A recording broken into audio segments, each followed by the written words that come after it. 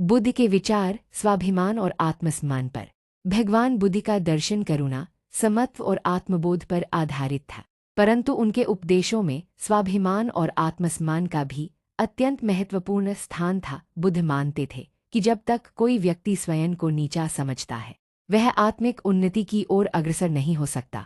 बुद्ध का यह प्रसिद्ध वचन है, आत्मदीपो भव, अर्थात स्वयं दीपक बनो। पूर्णविराम। इसका अर्थ है कि व्यक्ति को स्वयं अपने ज्ञान, विवेक और आत्मबल के सहारे जीवन का मार्ग तय करना चाहिए। यह कथन सीधे सीधे आत्मसम्मान और आत्मनिर्भरता की शिक्षा देता है। बुद्ध के अनुसार आत्मसम्मान का अर्थ यह नहीं कि व्यक्ति घमंडी या अहंकारी हो जाए, बल्कि यह समझना आवश्यक है कि हर प्राणी में बुद्धत्व पाने की क्षमता है। जब व्यक्ति अपने भीतर की शक्ति और योग्यता को पहचानता है, तभी वह समाज की रूढ़ियों, अपमान या बाहरी दबावों के सामने डटकर खड़ा रह सकता है।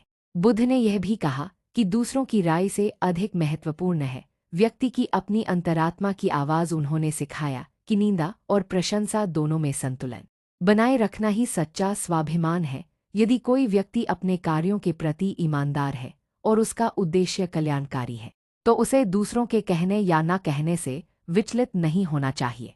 एक बार एक व्यक्ति ने बुद्ध को अपशब्द कहे। बुद्ध शांत रहे और उत्तर में केवल यह कहा, यदि कोई उपहार मुझे स्वीकार न करो तो वह किसका रहेगा। इस उत्तर में गहन आत्मसम्मान और विवेक की झलक मिलती है कि किसी की कटुता तभी असर करती है जब हम उसे स्वीकार करते हैं।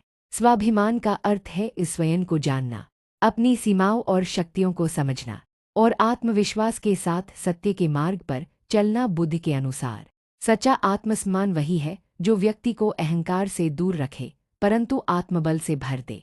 इस प्रकार बुद्ध का दर्शन हर व्यक्ति को अपने भीतर झांकने, अपनी गरिमा को पहचानने और आत्मसम्मान के साथ जीवन जीने की प्रेरणा देता है।